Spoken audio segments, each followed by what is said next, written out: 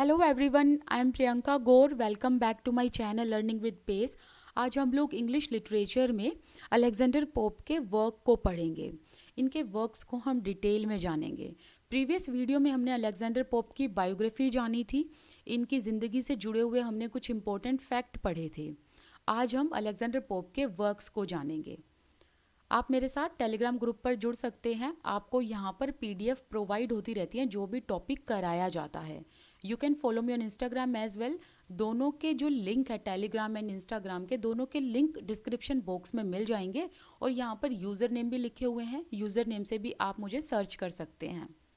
चलिए topic start करते हैं। इनका जो पहला वर्क था वो था पास्ट्रल। ठीक है, कौन सा वर्क था इनका? पास्ट्रल। ये इनका अर्लीस्ट इम्पोर्टेंट वर्क था। अर्लीस्ट दैट मीन्स कि इन्होंने बहुत छोटी उम्र से लिखना शुरू कर दिया था और ये वर्क से इनको काफ़ी फेम मिला, काफ़ी पॉपुलैरिटी मिली। तो हम इस वर्क को इम्पोर्टेंट इसलिए बोल सकते हैं कि एक तो इनका पहला वर्क था, ऊपर से जैसे ही ये वर्क इनका पब्लिश हुआ इनको इंस्टेंट फेम देखने को मिला। तो ये एक इनका अर्लीस्ट इम्पोर्टेंट वर्क था। It was written in 1706 but इसे पब्लिश कराया गया 1709 में। He wrote this work when he was 16 years old. जब ये 16 साल के थे तब इन्होंने इस वर्क को लिखा था। Pastoral is 4 in number. 4 in number मतलब इसमें जो है 4 शॉर्ट पोम हैं। उन पोम का नाम आपसे पूछ सकते हैं एग्जामिनर्स। ठीक है, तो ये इम्पोर्टेंट है, ध्यान रखना। Spring, summer, autumn and winter. Next line भी बहुत इंपॉर्टेंट है, मैं यहाँ पर मार्क कर रही हूँ, दैट मीन्स बहुत इंपॉर्टेंट है, आपको ये याद रखनी है चीज़ें। जो ये वर्क है पोप का पास्ट्रल, इसे कहाँ पब्लिश कराया गया, ये क्वेश्चन बनता है। इसे पब्लिश कराया गया पोइटिकल मिसलेनीज में। और पोइटिकल मिसलेनीज के कौन से पार्ट में? 6th पार्ट में। ओके, तो क्वेश्चन क्या है कि जो पोप का वर्क है, जो अर्लीस्ट इम्पोर्टेंट वर्क था इनका पास्ट्रल, इसको कहाँ पब्लिश कराया गया? पोइटिकल मिसलेनीज में इसे पब्लिश कराया गया और वो भी उसके 6th पार्ट में। ओके, अब थोड़ा सा इसको थोड़ा डिटेल में पढ़ते हैं ताकि आपको चीज़ें आसान हो जाए समझनी। यहाँ पर मैंने एक नाम लिखा है टॉनसन। ये कौन थे? मैं यहाँ पर लिख देती हूँ इनका पूरा नाम, जैकोब टॉनसन। ये 18th सेंचुरी से बिलोंग करते थे। ओके, ये बुक सेलर थे एंड पब्लिशर थे और इनका एक पब्लिकेशन हाउस भी था। और इसी पब्लिकेशन हाउस में ये काफ़ी मैगजीन्स को निकाला करते थे। और जो पोइटिकल मिसलेनीज है वो जैकोब टॉनसन की ही है। तो इसी पब्लिकेशन हाउस में इन्होंने एक मैगजीन निकाली पोइटिकल मिसलेनीज करके, और इसी पोइटिकल मिसलेनीज में पास्ट्रल को पब्लिश कराया गया। और ये पोइटिकल मिसलेनीज किसकी मैगजीन थी? जैकोब टॉनसन की। ठीक है, तो आंसर क्या बना? जैकोब टॉनसन की जो मैगजीन थी पोइटिकल मिसलेनीज, उस मैगजीन के 6th पार्ट में पोप के वर्क को पब्लिश कराया गया और उस वर्क का नाम था पास्ट्रल। ओके, अब 6th पार्ट का मतलब क्या है? देखिए, जब मैगजीन होती है ना, उसमें ऐसे कुछ कॉलम बने हुए थे कि किस पार्ट में कौन सा जोनरा लिखा जाएगा। तो पास्ट्रल का जो ये पास्ट्रल जोनरा है, इसको 6th पार्ट में रखा गया था, इसीलिए यहाँ पर 6th पार्ट यूज़ किया गया है। मैं मिसलेनीज का मतलब बता देती हूँ, जिसको नहीं पता उसको पता चल जाएगा, जिसको पता है बहुत अच्छी बात है। मिसलेनीज का मतलब क्या होता है कि अलग अलग जो ऑथर्स हैं, डिफरेंट जो ऑथर्स हैं, उनकी राइटिंग का कलेक्शन मिसलेनीज कहलाता है। फाइन, मिसलेनीज का मतलब क्या होता है? Collection of various pieces of writing by different authors. चलिए अब नेक्स्ट पॉइंट करते हैं। जैसे ही पोइटिकल मिसलेनीज में अलेक्जेंडर पोप का ये वर्क पब्लिश हुआ, इनको इंस्टेंट फेम मिला, पॉपुलैरिटी मिली। और इस वर्क के पब्लिश होने के बाद अलेक्जेंडर पोप जो हैं वो बहुत सारे अदर लिटरेरी मैन के द्वारा जाने जाने लगे। मतलब बहुत सारे फेमस लिटरेरी मैन जो थे वो अलेक्जेंडर पोप को अब जानने लगे थे। फिर पास्ट्रल के बाद इन्होंने एक और वर्क लिखा, एन एसे ऑन क्रिटिसिज्म, जो इन्होंने 1711 में पब्लिश कराया, और ये वर्क भी इनका काफ़ी फेमस हुआ था।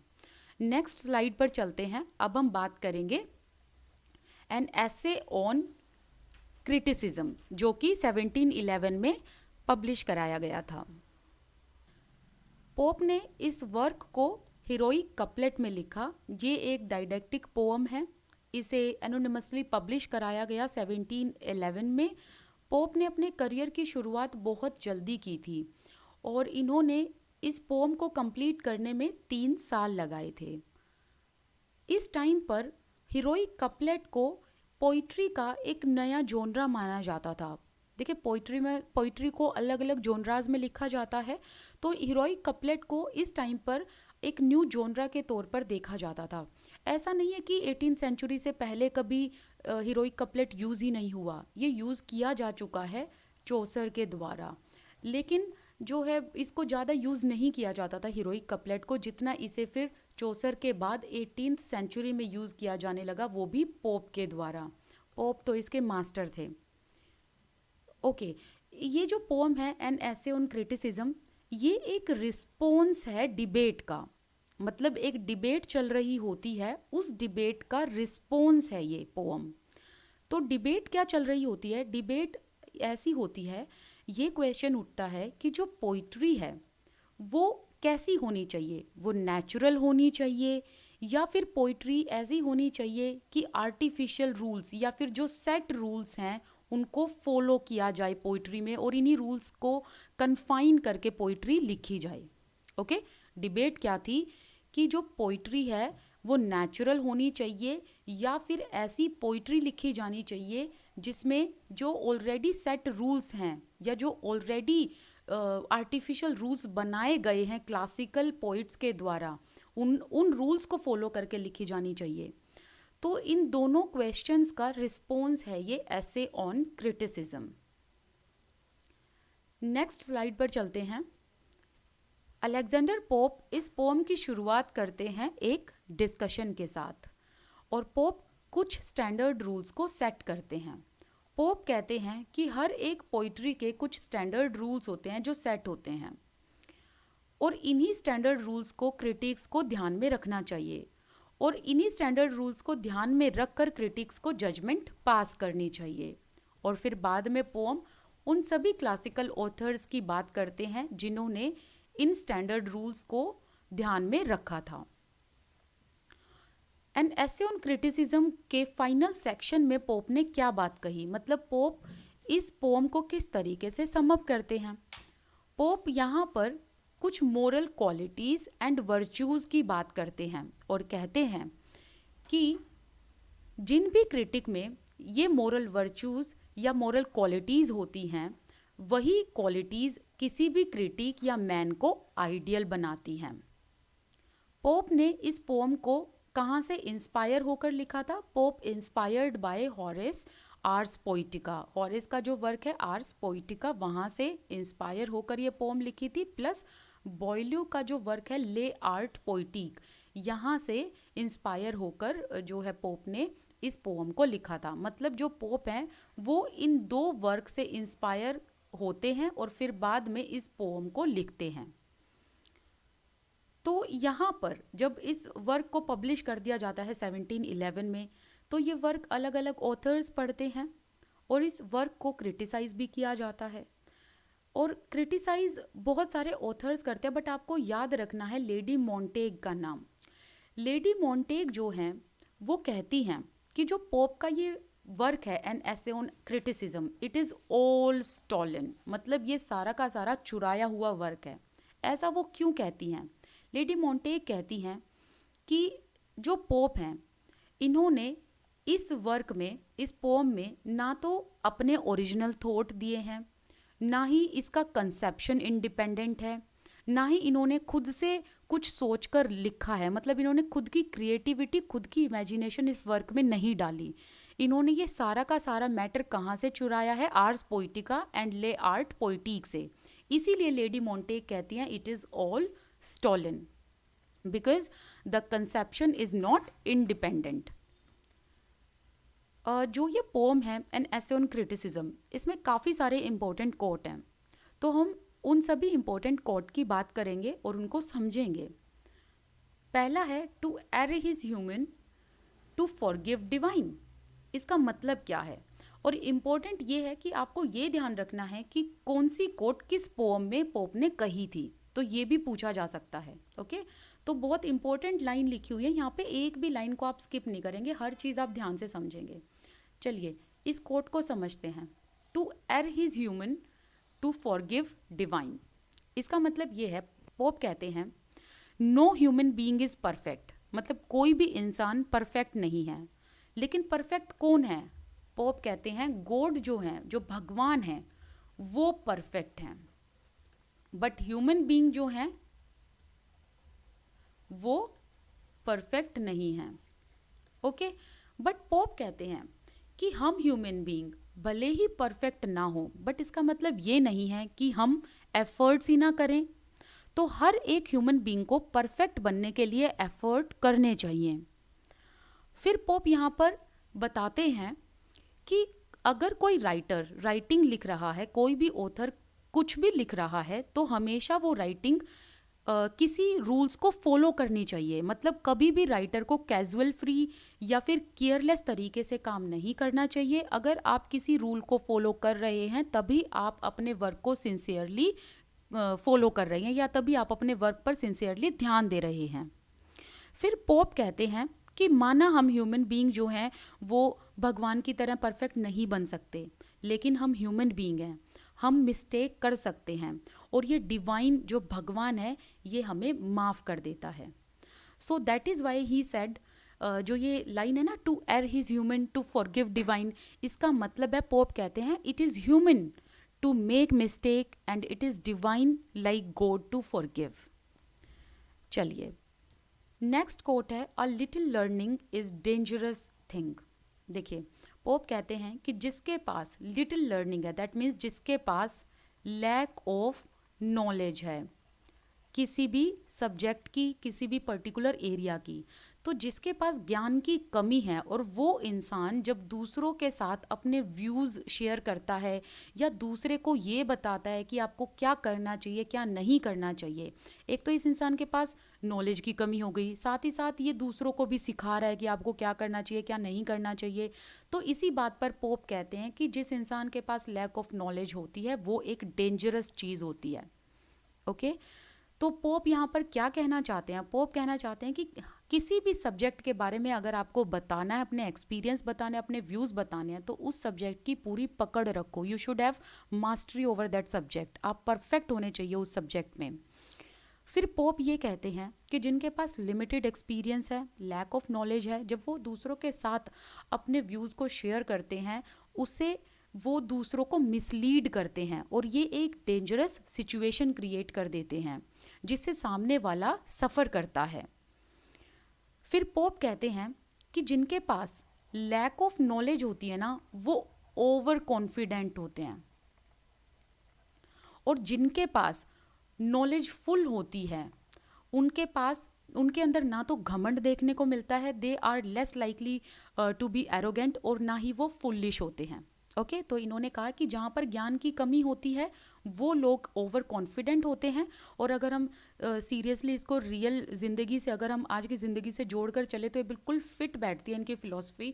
जिनके पास ज्ञान की कमी है वो हर जगह अपना ज्ञान झाड़ते फिरते हैं, लेकिन जिनके पास पूरा भरपूर ज्ञान है ना तो उनके अंदर कोई एरोगेंस होता है, ना वो फुलिश होते हैं, और बहुत सोफिस्टिकेटेड तरीके से वो दूसरे से बात करते हैं, ना ही वो दूसरों को नीचा दिखाते हैं। तो इसी फ़िलॉसफी, यही फ़िलॉसफी जो है वो अलेक्जेंडर पोप भी कहना चाहते हैं। ये तो मैंने आपको थोड़ी लेमन लैंग्वेज में बता दी ताकि आपको ये कोट समझ में आ जाए, but all and all Alexander pope का कहना ये है कि हर एक इंसान जब अपने व्यूज़ अगर वो किसी सब्जेक्ट में शेयर करना चाहता है तो व्यूज़ को शेयर करने से पहले ये देखो कि आप उस सब्जेक्ट में आपकी मास्टरी है भी या नहीं है, क्या आपको उस सब्जेक्ट की या उस एरिया की पूरी नॉलेज है या नहीं है। अगर आपके पास पूरी नॉलेज है तभी आप अपने ज्ञान को बांटो। ओके, नेक्स्ट कोट है fools rush in where angels fears to tread. बहुत ही ज़्यादा इंटरेस्टिंग कोट है ये। देखिए क्या कहते हैं, पोप कहते हैं कि जो मूर्ख लोग हैं, जो फुलिश पीपल हैं, वो एक तो डिसीज़न लेने में इतनी ज़्यादा जल्दबाजी करते हैं कि वो बिना सोचे समझे ही डिसीज़न ले लेते हैं। और फिर जब वो बिना सोचे समझे कोई भी डिसीज़न ले लेते हैं ना, फिर वो डेंजरस सिचुएशन में चले जाते हैं। और फिर यहाँ पर कहते हैं पोप कि जो फुलिश पीपल है ना, वो इस हद तक बिना सोचे समझे काम करते हैं कि वो हर उन चीज़ों को कर लेते हैं जहाँ पर सेंसिबल इंसान जो होता है, जो समझदार, जो इंटेलेक्चुअल पर्सन होता है, वो भी जाने से डरता है। इसीलिए यहाँ पर एंजल फियर्स टू ट्रेड लिखा हुआ है। एंजल्स का मतलब यहाँ पर क्या है, वो सेंसिबल लोगों के लिए यहाँ पर यूज़ करते हैं, या जो इंटेलेक्चुअल पीपल है उनके लिए यूज़ करते हैं, कि वो इंटेलेक्चुअल लोग भी वहाँ जाने से डरते हैं जहाँ पर फुलिश पीपल एकदम से रश कर जाते हैं। मतलब वो बिना सोचे समझे डिसीजन ले लेंगे या किसी भी रास्ते पर चल पड़ेंगे जहाँ पर हर सेंसिबल इंसान जाने में डरेगा या एक बार वो जरूर सोचेगा। चलिए नेक्स्ट कोट करते हैं। True ease in writing come from art not by chance as those move easiest who learn to dance. यहाँ पर पॉप कहते हैं कि जो पोइट्री है वो एकदम से नहीं आती, बाय चांस नहीं आती है। You have to work hard to acquire perfection.